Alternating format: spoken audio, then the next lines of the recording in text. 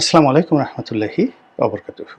সম্মানিত দর্শক, আজকে সংক্ষেপে ৩টি বিষয় নিয়ে আলোচনা করব। প্রথমত হলো আওয়ামী লীগের নিষিদ্ধ হওয়া নিয়ে, দ্বিতীয়ত আওয়ামী লীগের যে প্রতীক নৌকা, এই নৌকার ভবিষ্যৎ নিয়ে, তৃতীয় হলো শেখ হাসিনার যে পুত্র জনাব সজীব ওয়াজেদ জয়, তিনি মার্কিন যুক্তরাষ্ট্রের নাগরিকত্ব গ্রহণ করেছেন বলে একটি খবর এখন ইন্টারনেটে ভাসছে। সেই বিষয় নিয়ে কথা বলব। প্রথমত যে শিরোনাম ব্যবহার করা হয়েছে আওয়ামী লীগের ইন্তেকাল, এটার জন্য দুঃখ প্রকাশ করছি। যারা আমার দর্শক রয়েছেন আওয়ামী লীগের ভক্ত শুভানুদ্দাহী, তারা হয়তো এই শব্দটি শুনে মনে কষ্ট পাবেন, কিন্তু এটি একটি কৌশলগত শব্দ।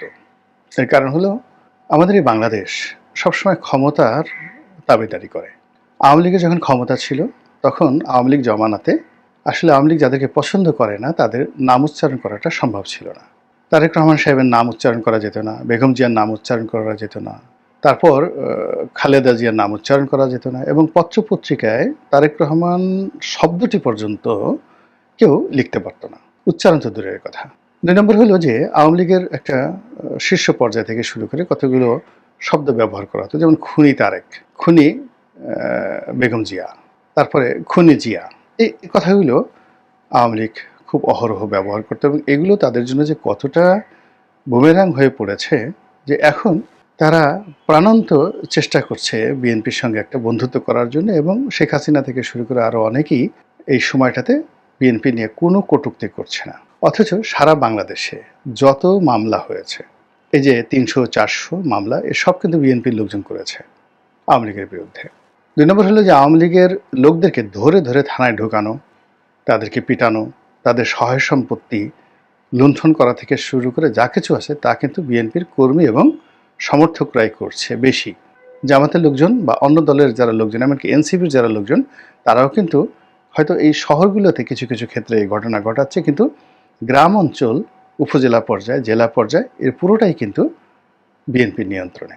এখানে বিএনপির কিছু লোক আওয়ামী লীগের কিছু লোককে আশ্রয় দিচ্ছে, এটা সত্য।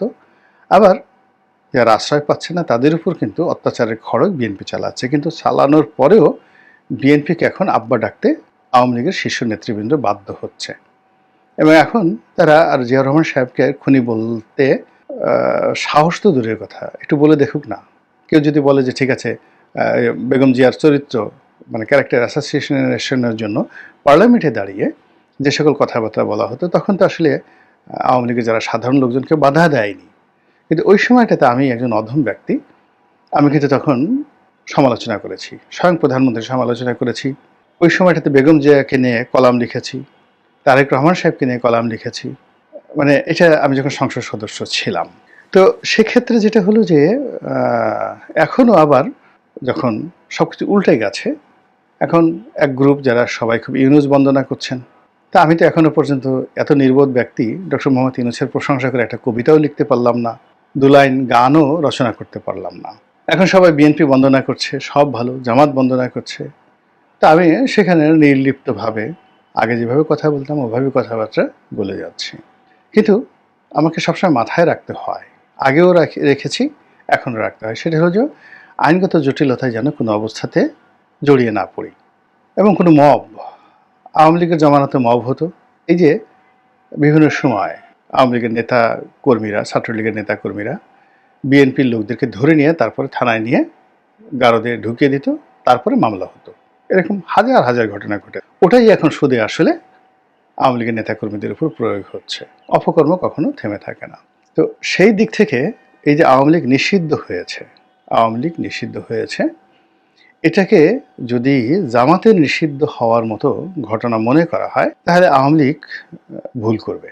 ব্যাপারটা হলো যে আওয়ামী লীগকে স্লো পয়জনিংয়ের মাধ্যমে একেবারে প্রথমে আইসিইউতে, এবং আইসিইউ থেকে একেবারে রীতিমতো কবরে পাঠিয়ে দেওয়ার যে মাস্টার প্ল্যান হচ্ছে, সেই মাস্টার প্ল্যান সম্পর্কে যদি আওয়ামী লীগ সচেতন না হয়, তাহলে আমি যে শিরোনামটি ব্যবহার করেছি আওয়ামী লীগের ইন্তেকাল, ঘটনাটা আসলে সেদিকে যাবে।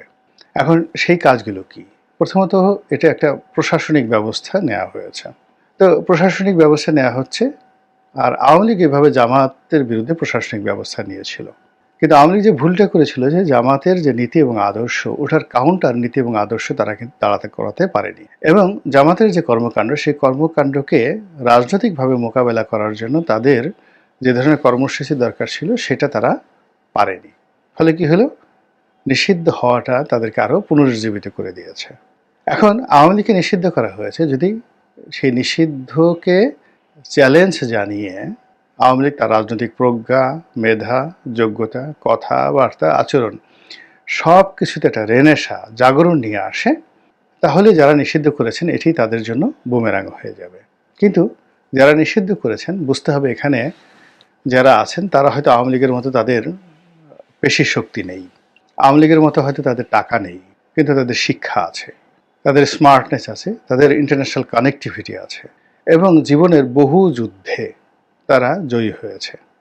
এই সরকারের সঙ্গে যারা আছে তারা কেউ যেন তেন লোক নয়। তারা হয়তো, আমরা ঠাট্টা করে বলছি তারা রাজনীতি বোঝেন না, কিন্তু তারা রাজনীতি পড়ান। They are the teacher of the politics. তারা অর্থনীতি বোঝেন না, কিন্তু they are the master of economics. তারা ইকোনমিক্সের প্রভু। তারা মার্কেটিং বোঝেন না, কিন্তু they are the godfather of marketing. এবং এই যে তারা তাদের যে জ্ঞান, গরিমা, বিদ্যা, বুদ্ধি, এই সব কিছুকে গোপন রেখে তারা যে নীরব থাকছেন। আমাদের দেশে একটা কথা আছে না, ভাঙা কলসি খুব ঠনঠন করে নড়ে। তো আওয়ামী লীগের মতো, জামাতের মতো, বিএনপির মতো তারা ঠনঠন করে নড়ছে না। তারা সব কিছুই হাসি মুখে বরণ করছে, নির্বোধের মতো তারা নিজেদেরকে পরিচয় দিচ্ছে। এবং এটাই যারা এই সরকারের প্রতিপক্ষ তাদের জন্য ভয়ঙ্কর। এর কারণ হলো প্রতিপক্ষ তাদেরকে রিড করতে পারছে না। আর গত এই 7-8 মাসে তারা যে কাজগুলো করতে চেয়েছে, দেখুন তো, মিলিয়ে দেখুন তো। ডক্টর মোহাম্মদ ইউনূস ব্যক্তিগতভাবে যে কাজগুলো করেছেন তার নিজের জন্য, গ্রামীণ ব্যাংকের জন্য, গ্রামীণ ফোনের জন্য, তার পরিবারের জন্য, তার আত্মীয় স্বজনের জন্য, তিনি যাদেরকে পছন্দ করেন তাদের জন্য, এটা 17 বছর আওয়ামী লীগ করেছে কিনা বা করতে পেরেছে কিনা, পারেনি। তার পছন্দের যত সাংবাদিক তিনি সবাইকে এত চমৎকারভাবে ভালো রাষ্ট্রীয় পদ দিয়েছেন, পদবি দিয়েছেন, মর্যাদা দিয়েছেন, সব কিছু দিয়েছেন। আওয়ামী লীগ কী করেছে, প্লেনে করে উড়িয়ে নিয়ে গেছে তাদের সবাইকে, এক একটা বড় বড় সাংবাদিকদেরকে তারা দালাল বানিয়েছেন, তারা চাটুকার বানিয়ে দিয়েছেন, এবং এখন সবাই পালিয়ে আছে আর অনেকে জেলে আছে। কিন্তু ডক্টর মোহাম্মদ ইউনূস তাদেরকে কাজে লাগিয়েছেন রাষ্ট্রের কর্মে। তো এই বিষয়গুলো পড়তে জানতে হবে, বুঝতে জানতে হবে, এবং সেটা যদি বুঝতে না পারে আওয়ামী লীগ, তাহলে সত্যিকার অর্থে এই দলটি এখন আইসিইউতে আছে, সামনে তার কবরে যাওয়া ছাড়া আর কোনো উপায় নেই। গেল ইন্তেকাল সম্পর্কে। দ্বিতীয় যে বিষয়টি আমি বলতে চাচ্ছি, আওয়ামী লীগের যে প্রতীক রয়েছে নৌকা, এই নৌকা নিয়ে টানা হেঁচড়া হবে, ভীষণ রকম টানা হেঁচড়া হবে। এখন এই নৌকা প্রতীকটি যদি ধরুন একটি নতুন যে অনেকগুলো দল নিবন্ধিত হবে, সেই নিবন্ধিত যে কোনো একটা দলকে তারা এই প্রতীকটি বরাদ্দ দিয়ে দেয়, কী করবে আওয়ামী লীগ বলেন? আন্দোলন করবে? লাফালাফি করবে? গালাগাল করবে? কোনো লাভ হবে না। এই জন্য তাদেরকে বুদ্ধি খাটাতে হবে, কূটনৈতিক তৎপরতা চালাতে হবে, এবং এই কাজগুলো যেখানে যেখানে হবে সেই জায়গাগুলোর সাথে বিনয়, ভদ্রতা নিয়ে দেশি এবং আন্তর্জাতিক তাদের যত কানেক্টিভিটি আছে সর্বোচ্চ শক্তি দিয়ে তারা যদি এই নৌকাকে রক্ষা করতে না পারে, তাহলে অতীতে যেভাবে দাড়িপাল্লা নিয়ে তারা যেভাবে খেলেছে এবং খেলে তারা ব্যর্থ হয়েছে, কিন্তু এই বর্তমান সরকার কিন্তু নৌকা নিয়ে যে খেলাধুলা করবে এটা তারা ব্যর্থ হবে না। ধরুন একটা পার্টি এখনও নিবন্ধিত হয়নি, না নিবন্ধন পায়নি, ধরুন অনেক অদ্ভুত অদ্ভুত এই কিংস পার্টি এই গত 7 মাসে নিবন্ধিত হয়েছে, শত শত পার্টি, মানে তারা আত্মপ্রকাশ করেছে, এখন তারা নিবন্ধনের জন্য দরখাস্ত করবে। এইরকম সবচেয়ে যেটাকে আপনি দুর্বল মনে করেন, অসহায় মনে করেন, এরকম একজন লোককে যদি নৌকা প্রতীক দেওয়া হয়, অর্থাৎ ওই যে ছক্কা ছয়পুর ছিল, তার ডাব মাকড়া ছিল, এরকম ছক্কা ছয়পুর প্রকৃতির অনেক লোক রাজনৈতিক দল গঠন করে ফেলেছে, এবং আওয়ামী লীগের এই মাথার মুকুট নৌকা, এটাকে ছক্কা ছয়পুর টাইপের এরকম একজন লোককে দিয়ে দেওয়া হলো। তো এটা হলো যে অনেকটা যে আপনার ডাস্টবিনের ময়লা এনে আপনার মুখে মাখিয়ে দেওয়া হলো, তারপরে আপনাকে বলা হয় যে আপনি ঘুরেন, কিংবা দেখা গেল আপনাকে গাল কাটা কামাল বানানোর জন্য চাকু দিয়ে আপনাকে সুন্দরভাবে গাল একেবারে ক্রস চিহ্ন হয়ে দেওয়া হলো। এরপর সেখানে ব্যান্ডেজ করে আপনাকে বলা হলো আপনি ঘুরেন। 2 গালে 2টো ক্রস চিহ্ন, গাল কাটা কামাল।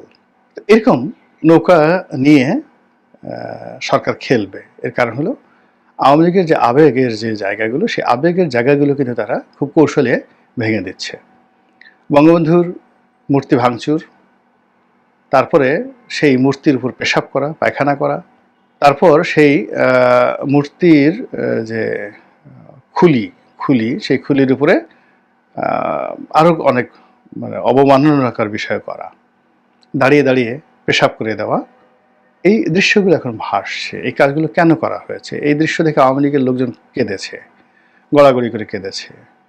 এবং এটাই যারা এই কাজ করেছে, এটা তারা ইচ্ছা করে করেছে তাদেরকে মোরালি নৈতিকভাবে দুর্বল করে দেওয়ার জন্য।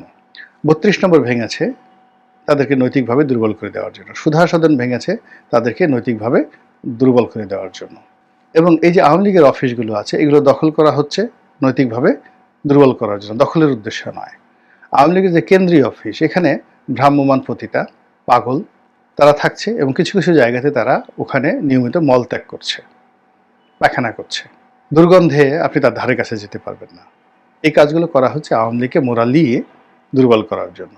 ফলে এর ধারাবাহিকতায় নৌকাটি নিয়ে যদি তারা যমুনা নদীতে ডুবিয়ে দেয়, যেমন এখন যে শেখ হাসিনার নামে একটা গরু জবাই দেওয়া হলো, এটা তো মূলত শেখ হাসিনাকে মোরালি দুর্বল করার জন্য এবং তার নেতাকর্মীদের কাছে তাকে এমনভাবে উপস্থাপন করার যে একটা চেষ্টা। আদারওয়াইজ কেন একটা গরুর নাম হবে গায়ে লেখা ওবায়দুল কাদের, গায়ে লেখা শেখ হাসিনা? এটা মূলত মোরালি দুর্বল করার জন্য। এখন তারা যদি বলে যে ঠিক আছে, আমরা এখন আওয়ামী লীগের 100টি নৌকা যমুনা নদীতে ডুবাবো, পদ্মা নদীতে ডুবাবো, ব্রহ্মপুত্রে ডুবাবো, এবং এটা সেলিব্রেট করে করে তারা এই কাজগুলো করবে। নৌকাডুবি, আওয়ামী লীগের নৌকাডুবি। তো এই নৌকাডুবিকে উদ্দীপনা সৃষ্টি করার জন্য তারা চাকবুম গান বাজালো, ওখানে নাচ হলো, গান হলো। এবং হিন্দুরা যেভাবে তাদের যে দুর্গা মূর্তি যেভাবে বিসর্জন দেয়, ওভাবে আয়োজক যারা আছেন তারা যদি নৌকাকে এই নদী গর্ভে তলিয়ে দেয়, ডুবিয়ে দেয়, তারপরে সেখানে যদি তারা খাওয়া দাওয়া করে, খানাপিনা করে, জিয়াফত করে, এই জিনিসগুলো আওয়ামী লীগের লোকজনের মনের মধ্যে কেমন লাগবে বলেন তো? এবং সেই কাজগুলো আওয়ামী লীগ যত বেশি এইসব উদ্দীপনা দেখাবে, এই কাজগুলো তত বেশি করা হবে। সবার শেষে এই যে সজীব ওয়াজেদ জয়, তার যে মার্কিন নাগরিকত্ব গ্রহণ, এটি নিয়ে সামাজিক মাধ্যমে ভীষণ রকম আলোচনা হচ্ছে। কেন আলোচনা হচ্ছে?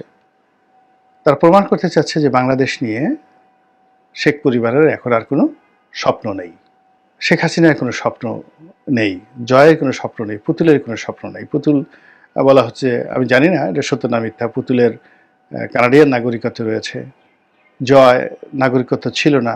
জয়কে নিয়ে ভবিষ্যতে অনেক স্বপ্ন দেখা হতো, তিনি ভবিষ্যতে শেখ হাসিনার স্থলাভিষিক্ত হবেন। এখন যেহেতু তিনি আমেরিকান নাগরিকত্ব নিয়েছেন, কাজেই আওয়ামী লীগ মাইনাসের খাতায় চলে গেছে, তাদের ভবিষ্যৎ প্রজন্ম মাইনাসের খাতায় চলে গেছে। এই প্রচারগুলো তারা সামনে নিয়ে আসবে খুব বড় সড়ো করে, যে Awami League is no more, এখানে থাকবেই না। কিন্তু এই যে জয় সেখানে মার্কিন নাগরিকত্ব নিল, কেন নিলেন এবং এই সময়টাতে কেন নিলেন, আর এই ছবি কি করে আসলো, বা এই ছবি কেন প্রচারিত হলো, এই বিষয়গুলো নিয়ে আওয়ামী লীগ চিন্তা ভাবনা করছে বলে আমার কাছে মনে হচ্ছে না।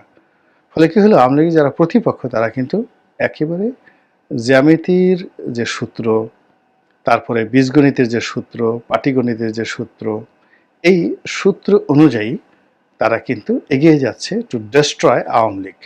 এবং তার প্রাথমিক স্তর কাগজ কলমে হয়েছে, এখন এটাকে মোরালি, ইথিক্যালি, পলিটিক্যালি, ইকোনমিক্যালি।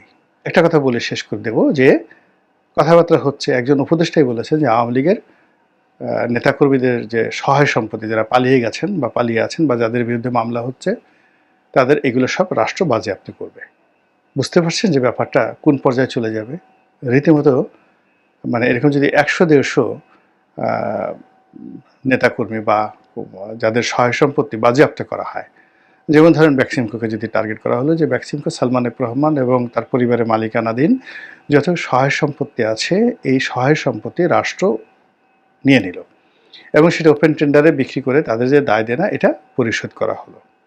আপনি দেখুন তো এরকম ঘটনা যদি উপজেলা পর্যায়ে ঘটতে থাকে, বিকজ আওয়ামী লীগের লোকজন ব্যবসা বাণিজ্য করেছে, তাদের সাথে ব্যাংকের লেনাদেনা আছে, তো এই ব্যাংক এই জিনিসগুলো দায়গুলো মেটানোর জন্য যদি ইমিডিয়েটলি তাদের সহায় সম্পত্তি যারা পালিয়ে আছেন এগুলো রাষ্ট্র অ্যাকোয়ার করে এবং বিক্রি করা শুরু করে দেয়, তাহলে এই যে ফাইন্যান্সিয়াল প্ল্যানটা সেই প্ল্যানটা যে বাস্তবায়ন যারা এখন আছেন তারা এটা করবেন, এটা তারা ঘোষণা দিয়ে ফেলেছেন।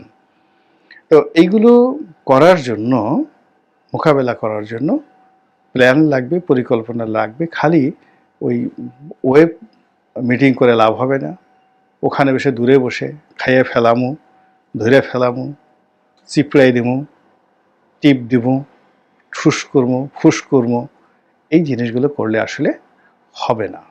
You need to be more smart, not smart, you need to be smarter. মানে এখন যারা আছেন তাদের সাথে স্মার্টার হতে হবে in all respect, in terms of education, in terms of international connection, in terms of behavioral pattern, thinking and innovation. Otherwise, কবরে যেতে হবে, the graveyard is calling you. আসসালামু আলাইকুম রহমতুল্লাহি ওয়া বারাকাতুহু।